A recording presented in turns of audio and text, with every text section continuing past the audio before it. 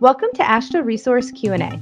We're taking time to discuss construction materials testing and inspection with people in the know, from exploring testing problems and solutions to laboratory best practices and quality management.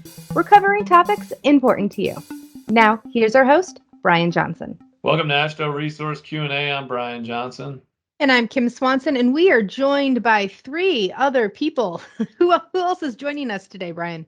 Well, today we're going to be talking about the latest aggregate gradation and gravity proficiency sample. The results just came out recently. So I've invited John Molesky, the manager of the Proficiency Sample Program, to talk with us about it. John, welcome. Hey, thanks, Brian. And then from the accreditation program side, I brought Joe Williams, who is kind of our intermediary between the accreditation program and the Proficiency Sample Program, manages our rules for participation and handles a lot of the monitoring activities that go on when a proficiency sample report is issued. Joe, welcome to the podcast today. Thanks, Brian. Glad to be here. And last, but certainly not least, is our resident expert on all things. That is Pete Holter. Welcome, Pete. Hey, thanks. You keep bringing me back. I don't know why, but thank you. You're a fan favorite for sure, Pete. So I'm glad you could make some time to be here with us today. Let's get into this. So this is the aggregate gradation and gravity sample 1 and 2. We don't get to see too many of these 1 and 2 samples these days. John, what do you want people to know about this sample? And why is it a new sample? Well, this one's 3 years in the making, and I'm super happy that in the next quarter I can finally close out a change management item. This one's been hanging around forever, but I'm finally glad that we got it switched. So the premise of the whole change and to start a new program was to try to streamline the process for both laboratories and the proficiency sample crew when it comes to packaging and processing. For years, we had the program split up as a coarse aggregate and fine aggregate. But after so long, it didn't seem to make a lot of sense to do that. So we decided to break it up as degradation versus gradation and gravity. So that's kind of the premise and the background of the change. It seemed like it made a lot of sense for us when we did the background investigative work on it, saved some laboratories from purchasing an extra sample that they really didn't need. So we felt like it was a pretty good benefit to the participants. Okay, so for a proficiency sample participant, what does this look like that's different now? So they're used to getting the 2 rounds to perform the gradations and the specific gravity tests and a few other tests. But what do they get now and what tests are included? So this round is basically a combination of your full set of SIS for C136 or AASHTO T27. So we're looking at material from possibly the 1 inch all the way down to the -200 material, which includes the washing portion. The laboratory will also get a separate baggie of product that's all fine aggregate in moist condition, which will be used for fine aggregate specific gravity and uncompacted void content and sand equivalent. We sent out a second bag that was specifically for the gradation sample, which I kind of touched on a little bit. All of the +4 material in that bag was to be used for the coarse aggregate specific gravity portion. So we batched the sieve analysis samples and the other bag of fine aggregate in proportions, so we were certain that laboratories would have enough to perform all the adequate tests. Okay, so there's a little difference there that I think people probably noticed is, usually in the old samples for fine aggregate gradation and specific gravity, they used to get a small bag that was for the fine aggregate gradation. In these new samples, you mentioned a small bag of fine aggregate too, but is that used for the same purpose? No, so it wasn't really, I wouldn't say a small bag. It was about 25 to 2,600 grams wet, and that was to be used for specific gravity, uncompacted void content, and sand equivalent. Okay, so if you are used to the old sample, you notice right away when you open these boxes up that it's something different, right? Oh, So, yeah, completely. And if you are looking at that and you say, what do I do with this? Where would you go to find the instructions if you were a participant for this one? So the instructions are always posted on our website. They are posted for each specific sample round. They're made available on the shipping date, and they're posted on the website under a link that says data sheets and instructions. Yeah, John, we will include a link to the data sheets and instruction page of our website in the show notes of this episode if people are curious about where to find the instructions and data sheets for each sample. And I remember for this particular sample, there was some confusion about what the bags were for in this box. So I know we also did tweet out a photo with an explanation of what bags were used for what tests. So that's another resource for our listeners to follow us at AASHTO Resource on Twitter, and you can get some helpful hints about that too. Okay, let's talk about how the results went this time. So it was different. People had to get used to a different process a little bit, like handling the way they prepare this sample and test it. What did it look like in the end? Were the results comparable to the previous rounds, or was there confusion? Well, I'm going to say that it wasn't completely perfect. There was definitely a little bit of confusion by some participants. We noticed a few laboratories who used the fine aggregate bag that was in moist condition, and they used that as part of their sieve analysis sample. We're not exactly sure what they did, but we noticed a higher percent passing on some values that were passing the 200. So that indicated that these laboratories used that fine ag bag, which had more minus 200 in it compared to the bulk sample that was a mixture of coarse and fine aggregates. So that was one thing that we noticed. But that being said, the standard deviations were very similar to what we saw with previous rounds. So when we would compare our old coarse ag data for sieve analysis and our old fine aggregate data for sieve analysis, the standard deviations and coefficients of variation were very similar. So that was one thing that was really good. We saw consistent results, even though we made a wholesale change. So there were a majority of laboratories who understood what we did and made it work, which is really good and reassuring. Yeah, that's great. Next, I want to talk about how we're dealing with the ratings after the report is out. Now, Joe Williams, let me ask you about that. Because this is a new round, I assume you had to update our policy to address that this new sample is covered. What changes could people find on the proficiency sample rules in the AASHTO accreditation program documents now? Well, the big change was obviously just getting the correct tests and the correct samples. Like John said, it used to be broken up into fine and coarse aggregate, but now it's broken up into test specific.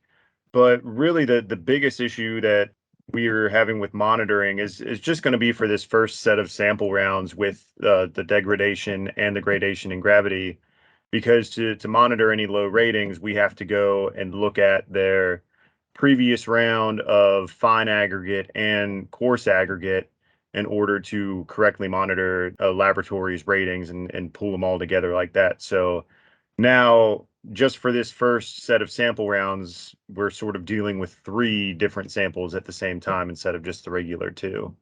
Okay, well, let's look at the complication there, Pete. So people may not know this about you, but one of the things that you do in your role that's certainly not defined by your position description is you do a bunch of coding to help us identify the laboratories that have repeat low ratings. How complicated is it for you to be able to do that when you're switching between the old fine ag and coarse ag samples and this new aggregate gradation gravity sample? The switch itself is simple, but I've been building these PHP scripts from scratch. There's a lot involved in that to make sure we're grabbing the data correctly and evaluating which labs need to be suspended. And so that takes a lot of time. But the switch from the fine ag and coarse ag to now the gradation versus degradation samples, that's a small little thing.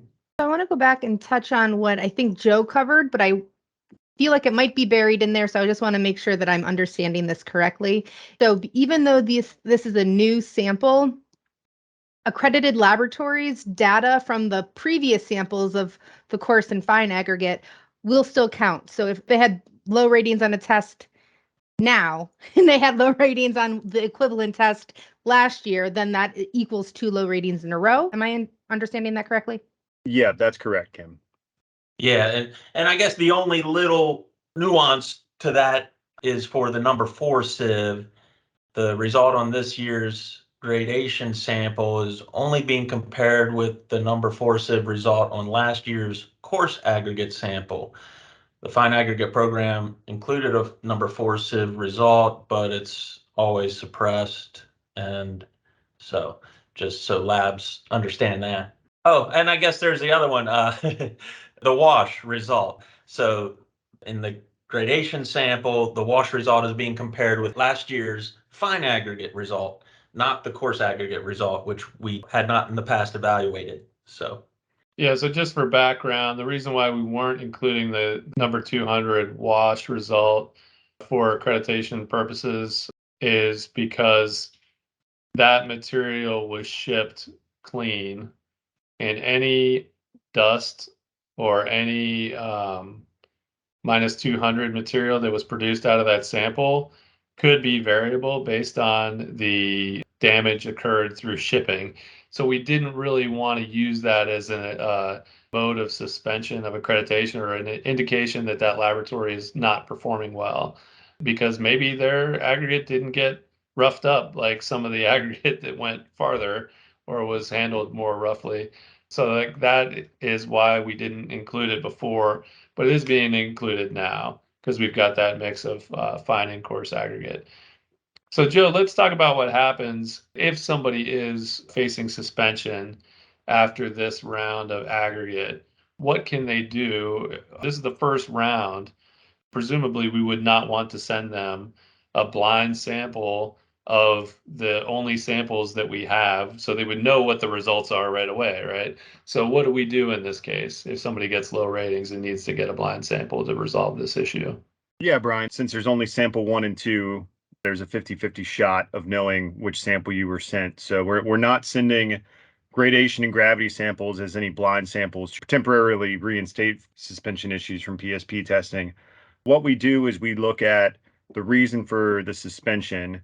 For example, if it came from one of the fine sieves on the sieve analysis, we will send you a previous fine aggregate sample. If it came from one of the coarse sieves, we'll send you one of the previous coarse aggregate samples. If the suspension came from a coarse and a fine sieve, then the laboratory would actually have to get both a coarse and a fine aggregate sample from a previous sample round. The other reason for that is just inventory as well. We want to kind of build up our inventory of gradation and gravity samples and also sort of use up some of our inventory of the current samples we already have. So when can customers expect to be able to see extra proficiency samples or XPSs for this sample? Yeah, I would anticipate not until at least year 3. As Joe mentioned, we have a backlog of previous fine ag and coarse aggregate samples, and we try to move those samples throughout for XPS, extra proficiencies, within a 5-year time period. If not, we discard them after 5 years. So we'll probably be cycling through as many of those previous rounds as we can before we dip into the new gradation and gravity samples. Thank you. I did not know that we only keep inventory for 5 years. I learned something new today. I will say this, we keep them longer than 5 years, but we'll only send them for app XPS purposes for 5 years.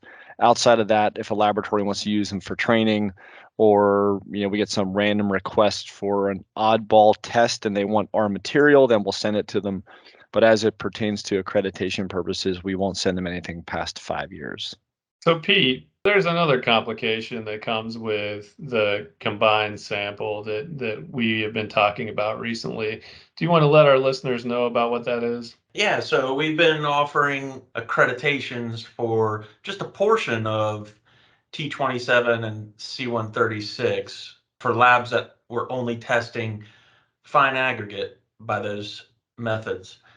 And we've decided, in conjunction with the change to the Proficiency Sample Program, to no longer provide these partial accreditations and to update all of those labs, and there are only 8 of them in our program, to the full standards so that they'll be required to get satisfactory ratings on the course ag portion of this gradation sample in moving forward.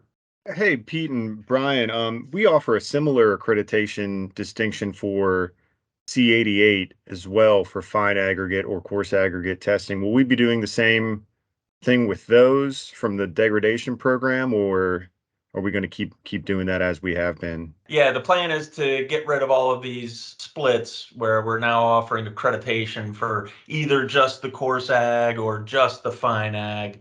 So this applies to, I believe this is all of them, the wash and the gradation. So T11, C117 for the wash, T27, C136 for gradation. It's also going to apply, like you said, the soundness test, T104 and C88. And finally, although not covered by a proficiency sample program, lightweight particles, T113 and C123. So labs accredited for partial accreditations for those standards will all be getting updated to the full standards. Yeah, and I want to mention something about that too. That designation isn't terribly meaningful. I know that there are some people who will say, well, we only normally do this. The issue is you don't know what you're going to get necessarily. If your client wants you to test different size material, you may find out that you need to do it. And then you should be able to accommodate that kind of request. And really what it only comes down to is like for lightweight pieces, we're talking about a different strainer, right? And for sieves, we're talking about additional sieves in the stack, but you've already shown competency for the lower sieve size and for the process of performing a sieve analysis, so it really shouldn't be much of a stretch. Now, when we looked at the data for these rounds for that small number of laboratories, Pete, did you find that they were actually performing the test on this combined sample, or did you see that they just weren't submitting the data? Yeah, well, for the labs accredited for just the fine aggregate portion of the gradation test, we found a few occurrences of we missed getting them enrolled in the gradation sample altogether. So other than that, we've noticed, well, some labs that are accredited for just the fine ag, I believe, were submitting data for the course ag portion. And in looking back at assessments for those labs accredited for only the fine ag gradation, they had sieves evaluated during the assessment in most cases, in many cases for all the sieves they would need to be able to participate. And so they're, for the most part, already equipped with the sieves they need. And we run into a hurdle where a lab doesn't have a mechanical shaker for course ag testing. We'll have to take it as it comes and see how we can accommodate a lab like that. Yeah, I'm glad you mentioned that because I was thinking about some laboratories think that the act of performing a gradation on coarse aggregate means that they have to use one of those giant shakers with the rectangular boxes, but that's not really an implication of this. A lot of laboratories will just have a stack that includes the coarse aggregate sieves in it. And that's what we're looking for in this kind of gradation because we're not sending so much material that you need to use the big box shaker, right, John? Yeah, that was actually one of the other reasons why we made this change. We had a lot of laboratories who were providing feedback indicating that the old course aggregate sample was about 12.5 kilograms, and it was so much material, laboratories would have to split and quarter multiple times and then recombine after sieving. So there were way more opportunity to make transposition errors, mathematical errors, lose material. So one of the major drives for this change also was to cut that sample size down to about 2,800 grams of a mixed gradation. It allowed a lot of laboratories to either use a single set of 12-inch diameter sieves in a rotational shaker, or if they had to use 8-inch diameter sieves, they only had to do 2 or 3 splits instead of having to do 10 or 15 because of the size. So one other major benefit to adjusting the program the way that we did. So I have a question for all of you because this is the first year of the sample. So was anything unexpected or surprising to you? So one of the things that really surprised us from the production standpoint were the amount of comments that we received about material being outside of the bags and in the boxes.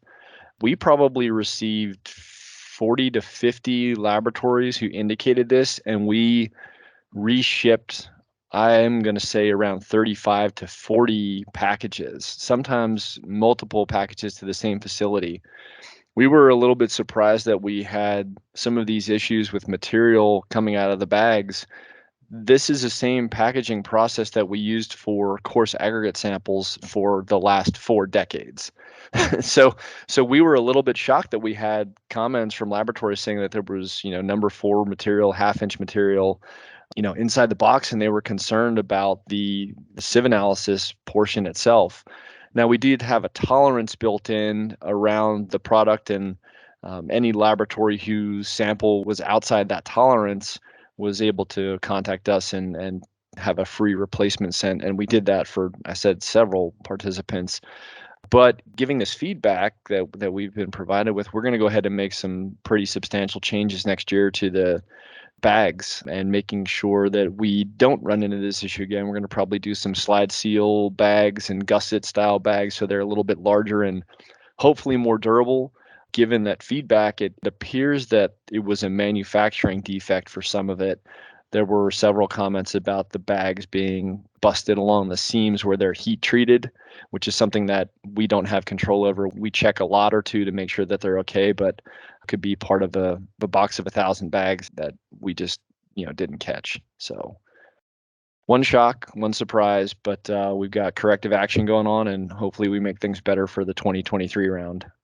Great. Yeah, Kim, that continues to be the golden question. So thanks for throwing that in there. I think we covered this pretty well, though, today. Thank you all for coming on to talk about it. And I thought I was done, but Pete looks like he has something else he wants to interject. I saved the longest for last in case we didn't have time to get to my question here or observation. And this is not about, aggregate testing in particular, but all the proficiency sample programs, we see this from CCRL and from AASHTO. And that's when we're looking at what labs are getting suspended. So for this proficiency sample, we have more than 90 labs getting suspended based on 2 rounds of low ratings or no data. And one thing we always see is that there are some tests that have a lot more labs getting suspended when compared with other tests where it's like hardly anyone ever gets suspended. And okay, so like for example, the FINAG specific gravity test, we have 36 labs flagged for suspension. We have more than 1,000 labs are accredited for this, but 36 labs for suspension, that's like 2.5% of those labs. But then we have a test like fine aggregate angularity, C304, C1252. We have almost 500 labs accredited for that test, but we only have 1 lab flagged for suspension for that test. So 2.5% are getting suspended for specific gravity, and only 0.2% of the labs accredited for fine aggregate angularity are getting suspended.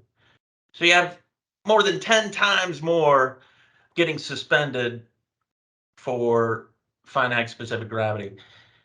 And the curious thing to me is, so why is there such a disparity between different tests? And some tests, labs seem to get suspended a lot more often than for other tests. I want to clarify that Pete is not saying that 10 times more labs are getting suspended for the same test. He's comparing 2 different tests. And again, it's the same thing happens with the CCRL PSPs. There are some tests, labs seem to be getting suspended for low ratings a lot more often than for other tests. And it seems like a mystery to me and why that's the case. Why isn't it, about 10% of the labs accredited for this or that test are getting suspended? I have a theory on this one, but I'd like to hear John. Part of it, Pete, the one thing that you may not be able to compare when you're talking, test methods, right? It's not apples to apples and oranges to oranges versus parameters that fall into each test property or each test. So, for example, uncompacted void content, the accreditation program is taking action on 1 test property. You're taking accreditation action on the average of the 2 runs. Fine aggregate specific gravity, there are 4 test properties that are associated with that. So just inherently there's more of a chance for your laboratory to see a resulting suspension because you have more parameters available for low ratings. But when it comes to the analysis, just looking at that, that's set. I mean, when we do our verification and we look at the data, the amount of paired data that is used in the analysis and the amount of laboratories who are considered to be outlying and invalid, it's a consistent percentage. And we have flags built into the data analysis to evaluate that. And if we see numbers that fall so far outside of those limits, we'll suppress the line item. But as it relates, we have, like I said, specific parameters that define those bounds, and the percentage shouldn't vary that much. I'm going to say my theory then. So not only, I agree with that there's 4 more line items, so that's automatically you've got a bigger chance of a suspension compared to the 1. The other thing is that fine aggregate specific gravity result is so subjective because you have to determine that moist conditioning, and that weighs really heavily into your test result. And just as being an assessor, you would see a wide range of subjective determinations on that SSD condition for the material. So I think that probably leads to some variability as well. Yeah, and one quick reference too is a coefficient of variation that you see on the website. For the fine aggregate and coarse aggregate gravities, you're looking at less than 1% variability. Some are even below 0.5%. Bulk specific gravity SSD value is 0.245% for coefficient of variation, whereas uncompacted void content, you're looking at 1.5%. So there's less variability with that sample, just because people have been testing it. I feel like they're pretty proficient at it. So I think, it's one of those things. It's a pretty good test method. It does what it needs to do, and it's really easy to to make a mistake that can cause you a low rating. It's just the nature of the beast, I guess. Thanks, Pete. I appreciate you asking that question. I think that was something that was missing from our conversation earlier, so I appreciate the inclusion of that in this episode. So before we go, John, is there anything else happening or coming down the pipeline for the Proficiency Sample Program that you want our listeners to know about? Yeah, Kim. So one of the things that this sample has prompted us to do, given the quantity of questions and comments and feedback that we received about, the new design and new scheme of the samples, we are actually going to work on producing video-based sample announcements. So instead of everyone receiving the bulk email that just gives you the generic information, we will be trying to embed a link in there, which will take you to some sort of media platform, whether it be YouTube or whatever we decide. And we will be shooting a video of essentially an unboxing of what is in your proficiency sample box, and hopefully giving people a better idea of what's in there, how to prepare the product, the material, and get it ready for testing. As the communication manager, I am excited about that. Is there anything else coming down the pipeline that anyone else wants to talk about? Yeah, something else I want to ask about, John. What about the potential for any new tests being included in next year's sample? We have a lot of labs accredited for like flat and elongated or fractured faces. Any thoughts about potential for any new tests? I haven't really seen too many requests, Pete. When we add new tests to the proficiency sample scope, it's usually on a request basis, and we need to have a high enough number of laboratories who are interested in it. The biggest change that we probably have coming down the line next year is the addition of the polymer modified emulsified asphalt sample. That we've received a lot of requests for that new material type. The test won't be very different than what's in the current emulsion round, but we're going to add that program just due to the requests for the different material type. That being said, if anyone out there is interested in having a new test method added and seeing a bump in the industry, we can always do our best to try to get it in one of the programs. You just need to let us know. And how would people let us know? Well, they could use datasheet comments, feedback, emailing any one of us, quality manager, Tracy Barnhart, myself, the general email accounts, just any way that you can get a hold of us. Tracy keeps a log of it all, and every year we go over that information in our management reviews and try to see what we can add to the program. I think we're actually ready to sign off, though. Everybody agree? Joe, does that sound good to you? Yeah, that sounds good to me. We have definitely covered it all now. So thanks so much for your time today, and we hope you enjoyed this episode. Thanks for listening to AASHTO Resource Q&A. If you'd like to be a guest or just submit a question, send us an email at podcast@ashtoresource.org or call Brian at 240-436-4820. For other news and related content, check out AASHTO Resource's Twitter feed or go to ashtoresource.org.